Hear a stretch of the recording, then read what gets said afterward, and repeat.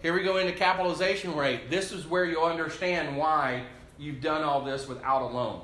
The NOI divided by your sales price, irregardless of how you financed it. Okay?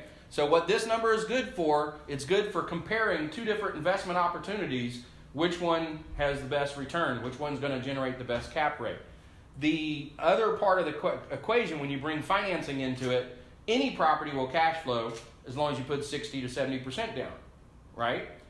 So that's why you want to have a tool that separates those two. All right, so your rent of $2,500. In the other, I have a house that they buy. It's a your purchase is going to be a $400,000 house, and it rents out for $2,500. You could 2004 house in Elk Grove would probably fit that description. Okay, so your rent's going to be $2,500. You got $500 in expenses. That's $24,000 a year divided by your purchase price of $400,000 is going to give you a 6% cap rate. So income divided by purchase price. Gross rent multiplier is the 2,500 times 12 divided by the annual sales price divided by annual rent, right?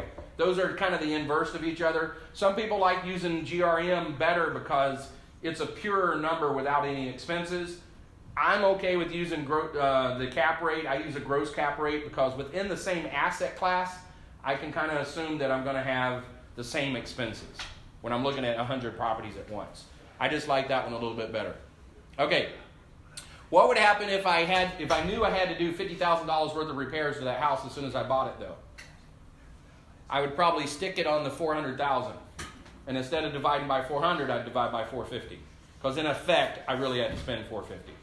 The same thing would be true on the expense side. If I knew I had an HOA, I would go ahead and count that out, because not all properties would have an HOA. Okay, and so that's kind of how I deal with those two numbers to make through.